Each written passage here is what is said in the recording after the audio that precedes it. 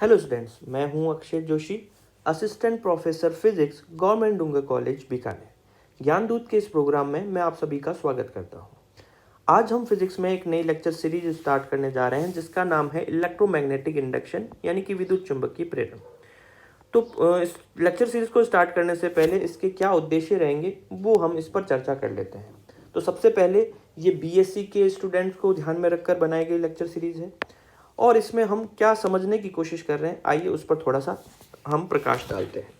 तो देखो, नॉर्मली अगर आपको कोई सर्किट में करंट फ्लो कराना हो तो आप क्या करोगे। जैसे मान लो कि अगर आपको एक बल्ब को जलाना हो तो आप क्या करोगे, आप एक बैटरी लोगे, बैटरी के पॉजिटिव से और नेगेटिव से बल्ब के दोनों टर्मिनल को जोड़ दोगे। फिर आप देखते हो कि बैटरी के पॉजिटिव से नेगेटिव की तरफ इसमें करंट फ्लो होता है और करंट फ्लो होने की वजह से ये बल्ब जो है वो जलने लग जाएगा, ग्लो करने लग जाएगा।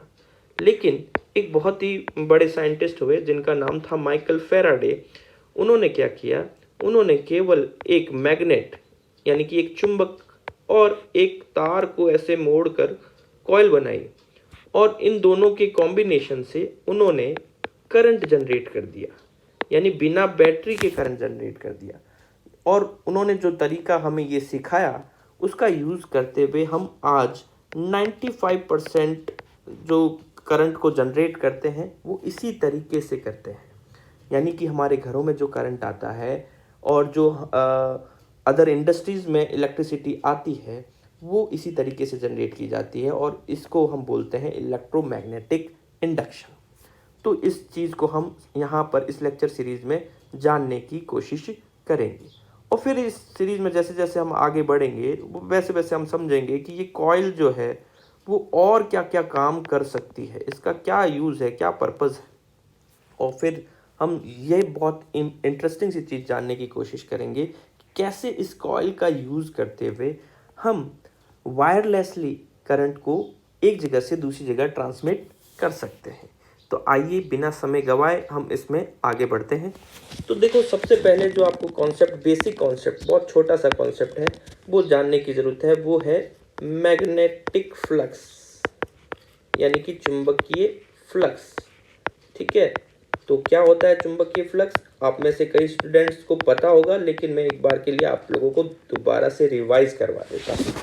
देखो, आप सभी जानते हैं कि एक मैग्नेट जो होती है उस मैग्नेट में नॉर्थ से साउथ की तरफ क्या होता है, कुछ फील्ड लाइंस पास होती है, कुछ बल रेखाएं गुजरती है। ठीक है, नॉर्थ से साउथ की तरफ जो है वो बल रेखाएं गुजरती, उन बल रेखाओं को ही हम क्या बोलते हैं, चुंबकीय बल रेखाएं, मैग्नेटिक फील्ड लाइंस। ठीक है, तो इस मैग्नेटिक फील्ड लाइन से बना मैग्नेटिक फ्लक्स। फ्लक्स क्या होता है, जब हम चर्चा करते हैं किसी सरफेस से कितनी फील्ड लाइंस उसके परपेंडिकुलर पास हो रही है तो उसको हम नाम दे देते हैं मैग्नेटिक फ्लक्स। ठीक है, तो मैं अगर इसको लिखूं बोर्ड पे तो वो कुछ इस तरह से डेफिनेशन हो जाएगी इसकी कि किसी सतह के लंबवत गुजरने वाली कुल चुंबकीय बल रेखाओं की संख्या, चुंबकीय बल रेखाओं की संख्या को चुंबकीय फ्लक्स कहते हैं। तो फ्लक्स और कुछ नहीं बल्कि केवल एक नंबर है। क्या नंबर है कि कोई भी हमारे पास एक सतह बनी हुई, एक सरफेस बनी हुई है, उससे कितनी बल रेखाएं गुजर रही है। ठीक है, कितनी चुंबकीय बल रेखाएं गुजर रही है वो क्या हो गया, चुंबकीय फ्लक्स हो गया। तो इसको हम कैलकुलेट कैसे करेंगे, हम इसको सबसे पहले डिनोट तो करेंगे 5b से, इसका जो सिंबल होगा वो 5b होगा। अब इसको कैलकुलेट कैसे करेंगे तो इसका मैं एक आइडिया दे देता हूँ आपको। देखो, मान लो कि ये कुछ बल रेखाएं दी हुई है आपको। ठीक है, ये बल रेखाएं दी गई है। अब मैं यहाँ पर क्या करता हूँ कि यहाँ बल रेखाओं के पास में एक ये छोटा एरिया बनाता हूँ, ये मैंने कोई रेक्टेंगल बना दिया और यहाँ मैंने कोई बड़ा सरफेस बना दिया, बड़ा रेक्टेंगल बना दिया। तो आप बताओ भाई किस में से बल रेखाएं ज़्यादा गुजरेगी। आप ये आराम से देख पा रहे हो कि इसमें से तो खाली 3 ही बल रेखाएं गुजर रही है चित्र में, और इस चित्र में आप देख रहे हो कि यहाँ से कितनी बल रेखाएं गुजरेगी, 1 2 3 4 5। ठीक है। तो आप देख रहे हो बड़ा एरिया होगा तो ज़्यादा बल रेखाएं गुजरेगी, यानी फ्लक्स ज़्यादा होगा। तो ये हमारा जो फ्लक्स है वो एरिया यानी कि क्षेत्रफल के समानुपाती हुआ। ठीक है। दूसरी चीज़ अब अगर हम यहाँ पर देखें तो वो ये कि एक राशि होती है चुंबकीय क्षेत्र, मैग्नेटिक फील्ड, मैग्नेटिक फील्ड, चुंबकीय क्षेत्र। ठीक है। उस चुंबकीय क्षेत्र को हम बी से डिनोट करते हैं। उस चुंबकीय क्षेत्र का मतलब क्या होता है? चुंबकीय क्षेत्र का मतलब होता है कि जहां बल रेखाएं थोड़ी पास पास होगी, घनी होगी, नजदीक होगी, वहां चुंबकीय क्षेत्र ज्यादा होगा। जहां बल रेखाएं थोड़ी दूर दूर होगी वहां चुंबकीय क्षेत्र कम होगा, चुंबक का प्रभाव कम होगा। ठीक है। तो वहां पर हम क्या करें, अगर ऐसी कोई सरफेस बनाए, ठीक है, जैसे मैंने यहाँ एरिया बना दिया और यहाँ पर भी वही सेम एरिया बना दिया, तो आप देख पा रहे हो कि इस एरिया से ज़्यादा बल रेखाएं गुजर रही है और इस एरिया से कम बल रेखाएं गुजर रही है। तो सीधी सी बात हुई कि चुंबकीय क्षेत्र ज़्यादा होगा तो फ्लक्स ज़्यादा होगा, चुंबकीय क्षेत्र कम तो फ्लक्स भी कम। तो हम ये कह सकते हैं कि जो हमारा फ्लक्स है, मैग्नेटिक फ्लक्स है, वो चुंबकीय क्षेत्र पर भी डिपेंड करता है। तो इन दोनों को अगर मैं मिला दूं तो मैं ये कह दूं कि मेरा जो चुंबकीय फ्लक्स है वो बी और ए के गुणा के बराबर होगा, यानी कि चुंबकीय क्षेत्र और क्षेत्रफल के गुणा के बराबर में होगा। ठीक है। इसको चुंबकीय फ्लक्स कहते हैं और इसकी यूनिट यानी कि इकाई जो है वो क्या बन जाएगी, इसकी यूनिट जो है वो दी जाती है वेबर। ठीक है। इसकी यूनिट होती है वेबर। और दूसरा हम यहाँ से देखें तो चुंबकीय क्षेत्र बी जो आपने पहले पढ़ रखा होगा, इसकी यूनिट होती है टेस्ला और क्षेत्रफल की यूनिट होती है मीटर स्क्वायर। तो वेबर भी लिख सकते हैं या टेस्ला इंटू मीटर स्क्वायर भी लिख सकते हैं, ये इसकी यूनिट हो गई। अब अगर मान लो कि हमें कैलकुलेशन थोड़ी टफ कंडीशन के लिए करनी हो, जैसे कि अभी तक हमने ये माना कि सरफेस हमारा ऐसे पड़ा है और बल रेखाएं यूं जा रही है, तब हमने कह दिया कि भाई फाई बराबर में बी ए हो गया। अब अगर हम कहते हैं कि सरफेस हमारा थोड़ा सा टिल्ट कर दें, थोड़ा सा टेढ़ा कर दें, तो बल रेखाएं तो वैसे की वैसी जा रही है, ऐसे सीधी जा रही है, सरफेस थोड़ा सा टिल्ट कर दिया हमने।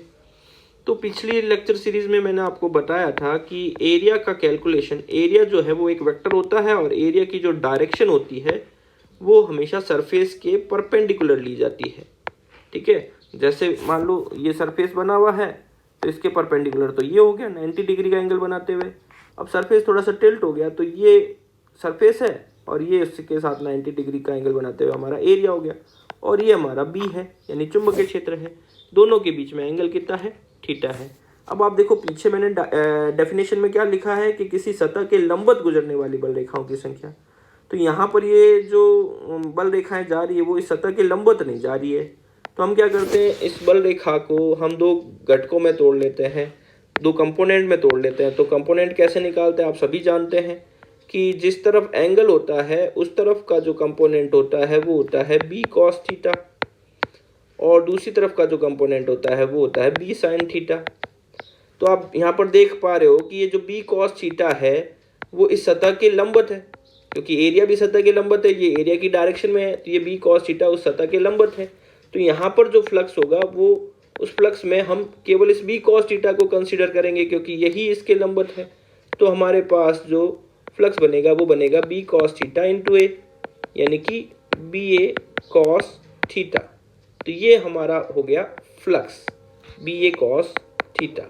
ठीक है। अब इसको ही हम आगे अगर इंटीग्रेशन के फॉर्म में लिखना चाहें तो ये फ्लक्स का फॉर्मूला हो जाएगा बी डॉट डी ए का इंटीग्रेशन। तो इस तरह से हम मैग्नेटिक फ्लक्स के बारे में हमने जाना। और तो मैग्नेटिक फ्लक्स को समझने के बाद में अब हम जानते हैं फैराडेज एक्सपेरिमेंट के बारे में, यानी फैराडे के प्रयोग के बारे में। तो फैराडे ने क्या किया था, फैराडे ने एक वायर लिया और उस वायर को इस तरह से जो है वो सर्कुलर शेप में ऐसे लपेट कर कॉइल बना दी, कुंडली बना ली। ठीक है। और फिर इस कॉइल को किसके साथ में जोड़ दिया, इस कॉइल को जोड़ दिया एक गैल्वेनोमीटर के साथ में। गैल्वेनोमीटर क्या होता है, हिंदी में इसको धारामापी भी कहते हैं। इसमें एक निडल लगी हुई रहती है जो कि जनरली बीचों बीच रहती है। ठीक है। और इसका उपयोग जो है गैल्वेनोमीटर का वो किसी सर्किट में करंट है या नहीं ये पता लगाने के लिए किया जाता है।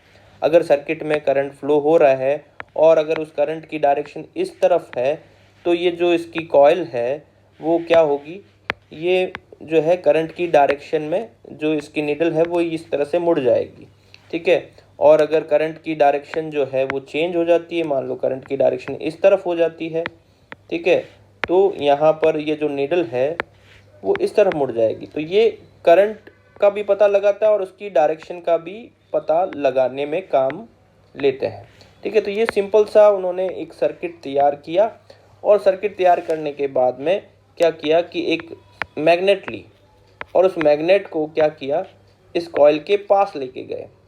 जैसे वो इस कॉइल के पास लेके गए, उन्होंने क्या ऑब्जर्व किया कि इधर इस जो गैल्वेनोमीटर है उसकी नीडल इस तरफ डिफ्लेक्ट हो गई। इसका मतलब इसमें इस तरफ कोई करंट फ्लो होने लग गया है, ठीक है। फिर जैसे ही उन्होंने इस मैग्नेट को रोक दिया तो उन्होंने देखा कि यहाँ डिफ्लेक्शन वापस से क्या हो गया, ज़ीरो हो गया। फिर वो मैग्नेट को वापस पीछे की तरफ लेके गए तो उन्होंने ये ऑब्ज़र्व किया कि ये जो नीडल है उसमें डिफ्लेक्शन दूसरी तरफ आने लग गया। दूसरी तरफ डिफ्लेक्शन आने का क्या मतलब हुआ कि करंट जो है वो दूसरी तरफ फ्लो होने लग गया, इधर की तरफ फ्लो होने लग गया। इसका मतलब ये हो गया कि यहाँ हमने बिना बैटरी के ही सर्किट में करंट फ्लो करा दिया, और वो भी कैसे, केवल मैग्नेट को मूव कराकर। फिर फैराडे ने इस एक्सपेरिमेंट को अलग अलग तरीके से रिपीट किया। उन्होंने मैग्नेट के बाद में जो है मैग्नेट को रेस्ट पे रख के और कॉइल में मूवमेंट कराई, इस पूरे के पूरे सर्किट को मूवमेंट कराई, तो भी उन्होंने देखा कि करंट आ रहा है। फिर अगर अपोजिट डायरेक्शन में लेके गए तो करंट की डायरेक्शन भी क्या हो रही है, चेंज हो रही है, ठीक है। तो इस तरह से उन्होंने ये कुछ एक्सपेरिमेंट देखे।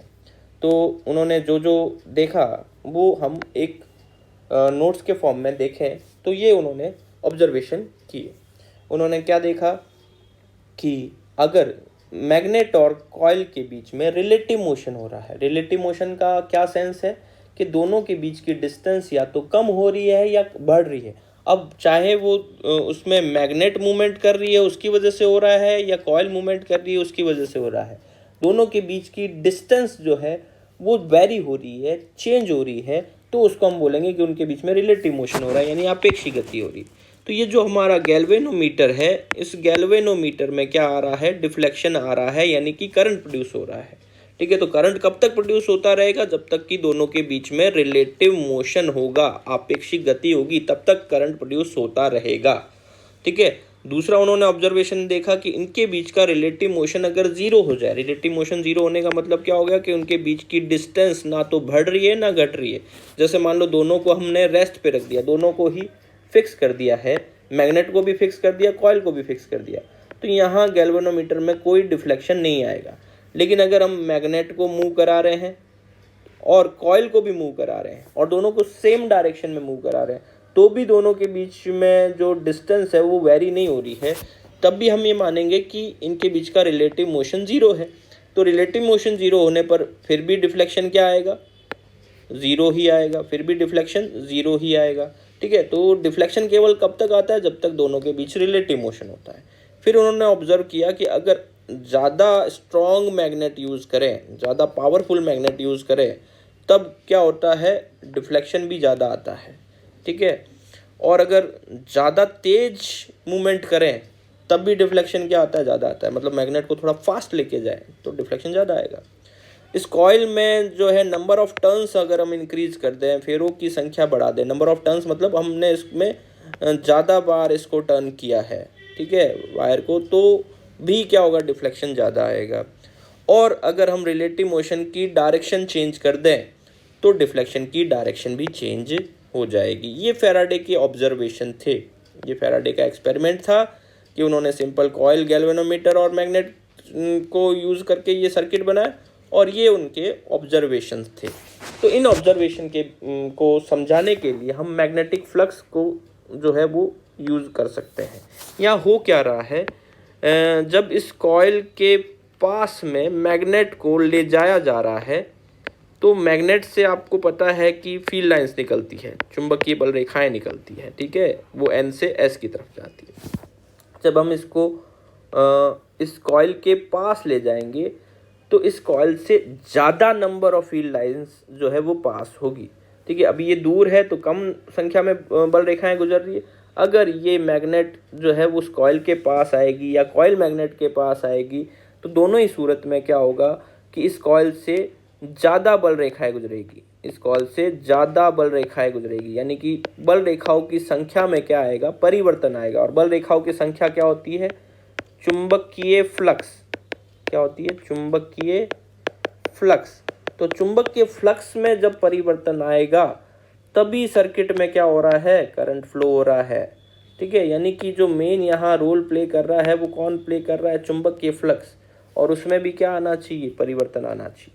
ठीक है, तो यहाँ इसको ध्यान में रखकर फैराडे ने जो है वो अपने रूल बनाए, अपने लॉज बनाए, और वो लॉज क्या थे, उनको हम बोलते हैं फैराडेज लॉ।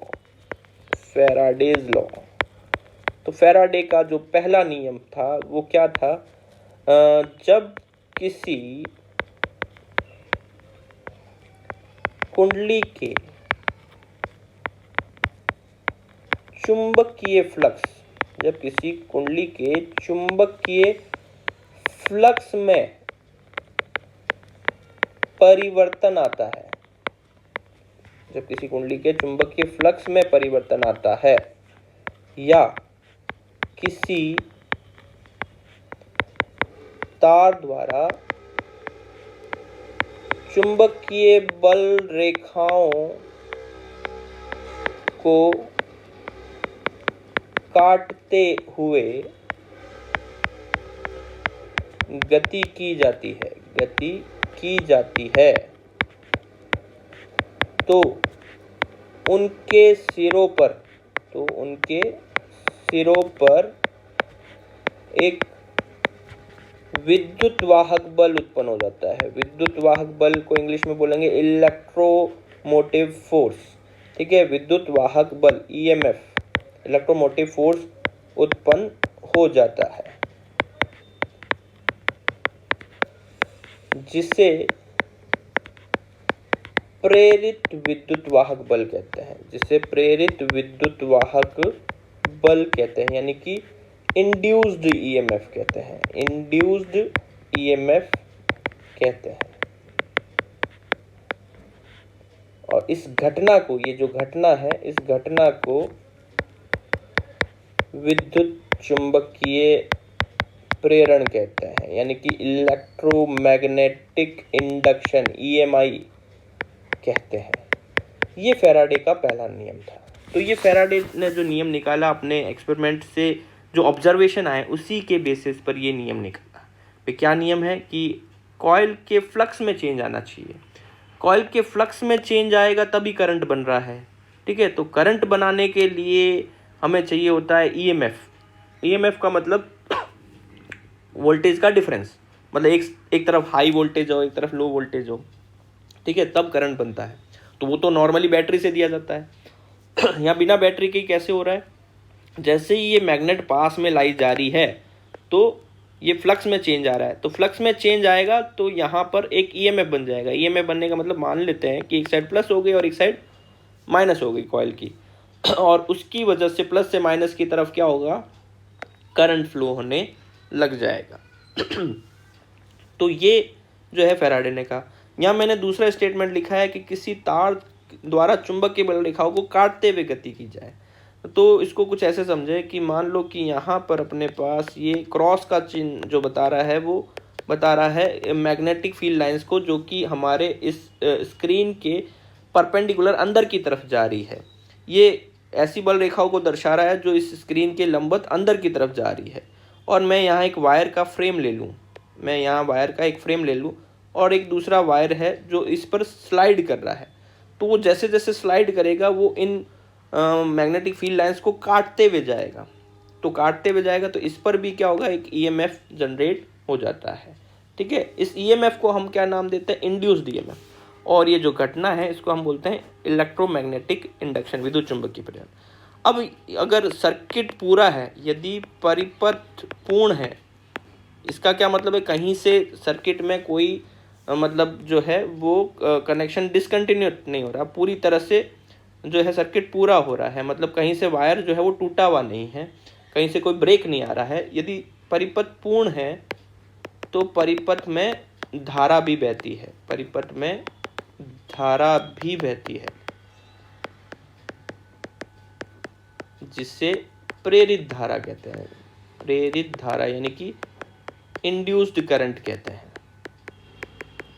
ठीक है, ये फैराडे का पहला नियम था। ठीक है, अब दूसरे नियम की तरफ बढ़ते हैं। तो दूसरा नियम क्या था फैराडे का कि जो परिपथ में उत्पन्न विद्युत वाहक बल, जो विद्युत वाहक बल उत्पन्न होगा वो फ्लक्स में परिवर्तन की दर के समानुपाती होगा। फ्लक्स में परिवर्तन की दर के समानुपाती होगा। मतलब क्या हुआ इसका कि सिंपली E बराबर में E समानुपाती, E proportional to D phi by D t. मतलब जितना फास्ट हम फ्लक्स में चेंज करेंगे, आप देखो एक्सपेरिमेंट में क्या हो रहा था। एक्सपेरिमेंट में ये ऑब्जर्वेशन आ रहे थे कि अगर हम रिलेटिव मोशन को फास्ट करते हैं तो डिफ्लेक्शन ज़्यादा आता है। डिफ्लेक्शन ज़्यादा आने का मतलब क्या हो रहा है, उसमें उतना ज़्यादा ईएमएफ बन रहा है, तभी तो डिफ्लेक्शन ज़्यादा आ रहा है।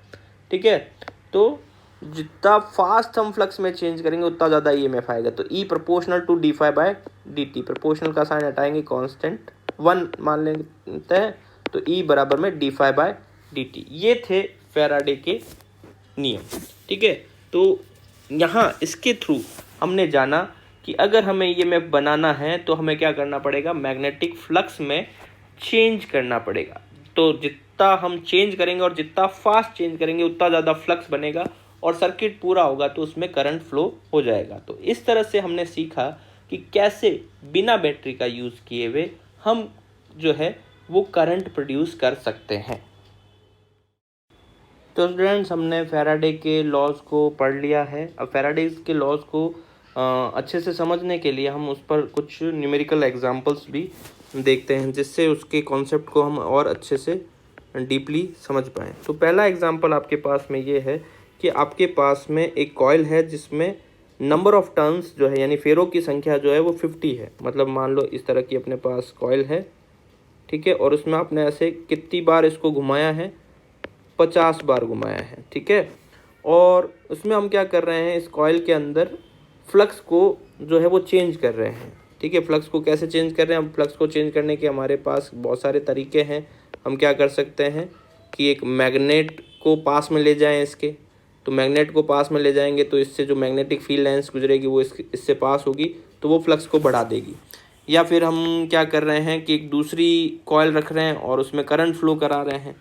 दूसरी कॉइल रख रहे हैं और उसमें करंट फ्लो करा रहे हैं, तो उसमें करंट फ्लो करने से उसमें जो है वो मैग्नेटिक फील्ड प्रोड्यूस होगी। वो मैग्नेटिक फील्ड लाइंस इस कॉइल से भी पास होगी तो इसमें फ्लक्स में चेंज आएगा। तो वो किसी भी तरह से हम फ्लक्स में चेंज कर सकते हैं। हमने फ्लक्स में जो चेंज किया है वो कितना किया है, वो हमने किया है 0.3 वेबर। ठीक है, तो फ्लक्स में हमने 0.3 वेबर से चेंज किया है। ठीक है, और कितने टाइम में किया है, तो टाइम अपने पास जो है वो है 1 सेकेंड।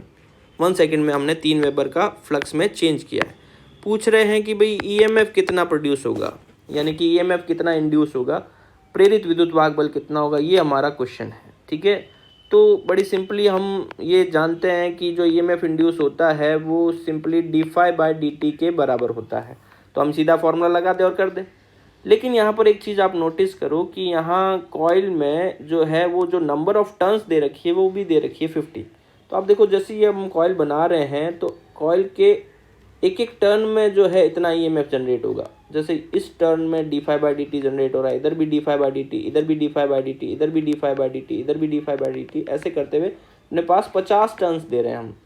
और कॉइल में ईएमएफ जनरेट हो रहा है तो कॉइल को हम ऐसे कंसिडर कर सकते हैं कि ये एक बैटरी की तरह काम कर रही है, क्योंकि ईएमएफ तो जनरली एक बैटरी जनरेट करती है। ठीक है, तो हम ऐसे मान सकते हैं यहाँ पर कितनी बैटरीज जुड़ी हुई है, 50 बैटरीज जुड़ी हुई है। ठीक है, अब कुछ लोग कंफ्यूज हो रहे होंगे कि यहाँ तो कोई बैटरी नहीं है। देखो ईएमएफ जनरेट हो रहा है कॉइल में, तभी तो ये क्या कर रहा है, सर्किट में करंट फ्लो करा रहा है। ठीक है, तो बैटरी भी तो यही करती है कि ईएमएफ जनरेट करके ही तो सर्किट में करंट फ्लो कराती है। तो हम ये मान सकते हैं कि इसमें सब में ईएमएफ जनरेट हो रहा है। अब अगर ये 50 बैटरीज है या मैं कह दूं कि भी n बैटरीज है, n नंबर ऑफ टर्न्स है, तो कितना ईएमएफ हो जाएगा, E बराबर में n d phi by d T. ये जो यहाँ पर की पॉइंट है वो हमें ध्यान में रखना है, ठीक है। जब हम कॉइल की बात करते हैं तो साथ में ये एन आ जाता है। उसका रीज़न ये है कि भाई हर एक कॉइल में D phi by d t हो रहा है, तो ऐसी एन कॉइल्स है और वो सीरीज़ में जुड़ी भी है। तो सीरीज़ कॉम्बिनेशन में सारे जो ईएमएफ है वो ऐड हो जाते हैं। तो d phi by d t को मैं अगर एन बार ऐड करूँगा तो वो एन से मल्टीप्लाई हो जाएगा और ये अपने पास ईएमएफ आ जाएगा, ठीक है। तो यहाँ एन की वैल्यू 50 रख देते हैं। डी फाई का मतलब चेंज इन फ्लक्स है, जो कि कितना है 0.3 वेबर है, और डी टी कितना है 1 सेकेंड। इसको सॉल्व करेंगे, ये पॉइंट हटेगा नीचे 0, ये 0 से 0 गया, ये 15 वोल्ट का यहाँ पर ईएमएफ इंड्यूस हो जाएगा, ठीक है। तो इस तरह से हमने यहाँ जो कॉन्सेप्ट समझा वो ये कि एन को कैसे इंट्रोड्यूस करना है हमें ईएमएफ के कैलकुलेशन में। फिर नेक्स्ट जो अपना एग्जांपल है, वो नेक्स्ट एग्जांपल क्या है कि आपको एक कॉइल दे रखी है, ठीक है। एक कॉइल दे रखी है, उस कॉइल का एरिया दे रखा है, एरिया आपको दे रखा है 500 सेंटीमीटर स्क्वायर, ठीक है। और उसके बाद में आपको ये दे रखा है कि इस कॉइल में नंबर ऑफ टर्न्स, यानी कि इसको बार बार लपेटा है ऐसे, और इसमें जो नंबर ऑफ टर्न्स दे रखे हैं वो कितने दे रखे हैं आपको, वो दे रखे हैं 1000 नंबर ऑफ टर्न्स दे रखे हैं, ठीक है। और साथ में आपको ये दे रखा है कि ये कॉइल इस तरह की मैग्नेटिक फील्ड में रखी हुई है जो कि इसके परपेंडिकुलर है। ये मैग्नेटिक फील्ड लाइंस बना दी मैंने परपेंडिकुलर, और मैग्नेटिक फील्ड की जो वैल्यू दे रखी है वो दे रखी है 4 × 10⁻³ टेस्ला। 4 × 10⁻³ टेस्ला ये मैग्नेटिक फील्ड की वैल्यू दे रखी है। और ये दिया हुआ है कि इसको 1/10 सेकेंड के अंदर इसको हम रोटेट कर देते हैं कॉइल को 180 डिग्री से। अब इसका क्या मतलब हुआ, जैसे मान लो ऊपर वाला पॉइंट ए है, नीचे वाला पॉइंट बी है, तो हम क्या करते हैं इसको 180 डिग्री से रोटेट कर देते हैं। 180 डिग्री से रोटेट करने का मतलब क्या हो गया कि ये ए नीचे आ जाएगा और बी जो है वो क्या होगा, ऊपर आ जाएगा। तो ये 180 डिग्री से रोटेट हो जाएगा। ये कितने टाइम में, 1/10 सेकेंड में, यानी कि 0.1 सेकेंड के अंदर हमने ये ऐसा कर दिया। तो पूछ रहे हैं क्वेश्चन में कि इसके अंदर ईएमएफ कितना प्रोड्यूस होगा, यानी कि इंड्यूस्ड कितना ईएमएफ होगा, प्रेरित विद्युत वाहक बल कितना होगा, वो हमें बताना है। तो देखो क्वेश्चन को सॉल्व करने का तरीका यही होगा, भाई ईएमएफ हम कह रहे हैं n d phi by d t होता है, ठीक है, या n delta phi by delta t होता है, ठीक है। अगर टाइम इंटरवल बहुत कम है तो d phi by d t, time interval बहुत ज़्यादा है तो delta phi by delta t. यहाँ जो ध्यान में रखने वाली बात है वो एन से मल्टीप्लाई होगा, जो कि हमने पिछले क्वेश्चन में समझा क्यों होता है, ठीक है। अब यहाँ देखते हैं कि भाई फ्लक्स में चेंज हुआ है या नहीं हुआ। तो फ्लक्स हमने शुरुआत में सीखा था कि कैसे निकालते हैं। फ्लक्स हम निकालते हैं बी ए कॉस थीटा से। तो जब शुरुआत में ये कॉइल रखी हुई है वो कुछ इस तरह से रखी हुई है कॉइल, और मैग्नेटिक फील्ड ऐसे जा रही है, ठीक है। और इसका जो एरिया होता है किसी भी कॉइल का वो सरफेस के परपेंडिकुलर होता है। तो एरिया भी इधर की तरफ है और मैग्नेटिक फील्ड भी इधर की तरफ है, दोनों एक ही तरफ जा रहे हैं, तो इनके बीच का जो एंगल होगा वो 0 होगा। तो जो फ्लक्स होगा वो कैसे निकालेंगे, simple b × a cos 0। cos 0 की वैल्यू 1 हो जाती है, तो ये b × a हो गया फ्लक्स, ठीक है। ये शुरुआत में फ्लक्स था, ठीक है, जब a ऊपर था और b नीचे था। अब हमने क्या किया कि कॉइल को 180 डिग्री से रोटेट कर दिया। जैसे ही कॉइल को 180 डिग्री से रोटेट किया तो हमारा b जो है वो ऊपर आ गया और a नीचे आ गया। तो इसका जो एरिया है उस एरिया की डायरेक्शन यहाँ पर क्या हो जाएगी, चेंज हो जाएगी। एरिया की डायरेक्शन हमने जो है वो पहले इधर की तरफ ली थी, अब ये एरिया की डायरेक्शन इधर हो जाएगी, जबकि मैग्नेटिक फील्ड इधर है। तो इस कंडीशन में जो हमारे पास जो एंगल बन रहा है वो ये वाला एंगल बन रहा है, और ये एंगल आप देख सकते हैं कि कितना हो गया, 180 डिग्री का हो गया। तो ये एंगल 180 डिग्री का हो गया, तो फ्लक्स जो होगा वो हो जाएगा बी ए कॉस 180 डिग्री, ठीक है। तो कॉस 180 की वैल्यू होती है कितनी, -1, ठीक है। तो ये माइनस का बी ए हो गया फ्लक्स। तो ये फाइनल फ्लक्स हो रहा है और ये इनिशियल फ्लक्स था। तो चेंज इन फ्लक्स देखें, change in flux delta phi, तो वो क्या होगा, -BA, यानी φ2 - φ1, ठीक है। ये φ2 - φ1, तो φ2 की वैल्यू -BA और φ1 की वैल्यू -BA, तो ये माइनस का 2BA चेंज इन फ्लक्स हो गया। -2BA चेंज इन फ्लक्स है, टाइम कितना लग रहा है, 1/10 सेकेंड। तो इससे हम EMF निकाल सकते हैं सिंपली ये वाला फॉर्मूला लगाकर। तो ये आ गया NBA × 2, और ये माइनस का साइन मैं यहाँ पर अवॉइड कर रहा हूँ क्योंकि मुझे डायरेक्शन में कोई इंटरेस्ट नहीं है, अपॉन में डेल्टा टी। तो मैं यहाँ वैल्यू पुट करूँगा और आंसर निकालूंगा, तो ये आंसर जो है वो आप वैल्यू पुट करके देख सकते हैं, वो 4 वोल्ट के करीब ये आंसर आ जाएगा। कैसे आएगा? आपको n की वैल्यू जो है वो रखनी है कितनी, n की वैल्यू 1000, b की वैल्यू जो है वो 4 × 10⁻³ एरिया आपको लेना है 500 सेंटीमीटर स्क्वायर। ये ध्यान में रखना 500 सेंटीमीटर स्क्वायर है, तो सेंटीमीटर स्क्वायर को मीटर स्क्वायर में कन्वर्ट करना पड़ेगा क्योंकि आप सारी यूनिट MKS में ले रहे हैं। तो 1 सेंटीमीटर का मतलब होता है 1/100 मीटर, तो ये 1/100 मीटर का स्क्वायर हो जाएगा। और साथ में मल्टीप्लाई में है 2NB/1/Δt 1/10, ठीक है, t था 1/10। तो यहाँ से आप देखो कि इसको जब आप कैलकुलेट करोगे तो 10 की पावर को अगर आप देखोगे यहाँ से, तो ये 10 ऊपर चला जाएगा, तो यहाँ 3 पावर थी, ये 4 हो जाएगी, 2 पावर और हो गई तो 10 की पावर 6 हो गई यहाँ पर। ये 4 × 10⁻³ है, ये 5 यहाँ पर 1/100 लिख रहे हैं तो 10⁻⁻4 है, ये इंटू में 2 है। फिर ये 5 × 2 करोगे 10 हो जाएगा, तो 10⁻7 हो गया, यहाँ पर ये 4 हो गया। यहाँ पर भी आप देखो 10⁻³ और 10⁻4 10⁻7 हो गया, तो ये +7 और -7 कट जाएगा और ये 4 वोल्ट आपके पास में आंसर आ जाएगा। ठीक है, तो इस तरह से अपने ये न्यूमेरिकल सॉल्व हमने किया। तो ऐसे छोटे मोटे न्यूमेरिकल आप सॉल्व कर सकते हैं। एक छोटा सा न्यूमेरिकल और फटाफट हम सॉल्व कर लेते हैं।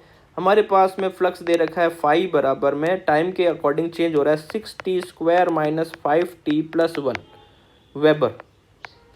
टाइम अपने पास सेकंड में है और ये फ्लक्स जो है वो वेबर में है। ये पूछ रहा है कि भाई t = 2 सेकेंड पर EMF क्या होगा, EMF क्या होगा वो निकालना है। ये इंस्टेंटेनियस EMF हो गया, तो यहाँ नंबर ऑफ टर्न्स हमें नहीं दे रखा, तो हम सीधा E बराबर में dφ/dt लगा देते हैं, क्योंकि नंबर ऑफ टर्न्स को हम 1 मान लेते हैं जब हमें नहीं गिवन है। तो E बराबर में dφ/dt मतलब हमें सिंपली इसका डिफरेंशिएशन करना है। तो आप देखें कि d/dt और 6t² - 5t + 1। अब इस टर्म का डिफरेंशिएशन करना है, तो पहले 6t² का करें तो 6 कांस्टेंट है, t² का क्या हो गया 2t, और माइनस में 5t का कितना हो गया 1, और 1 का कितना हो गया यहाँ पर 0, तो ये हो गया 12t - 5, ये EMF हो गया। तो अब यहाँ टाइम की वैल्यू रखनी है, टाइम अपने 2 सेकेंड है, तो यहाँ 12 × 2 24, 24 में से 5 गए 19 वोल्ट का अपने EMF जनरेट हो जाएगा 2 सेकेंड पर। ठीक है, तो ये कुछ क्वेश्चंस थे जो हमने जो है वो सॉल्व किए, किसके बेसिस पे, फैराडे लॉ के बेसिस पे। ठीक है, अब हम इसको पढ़ते हैं नेक्स्ट।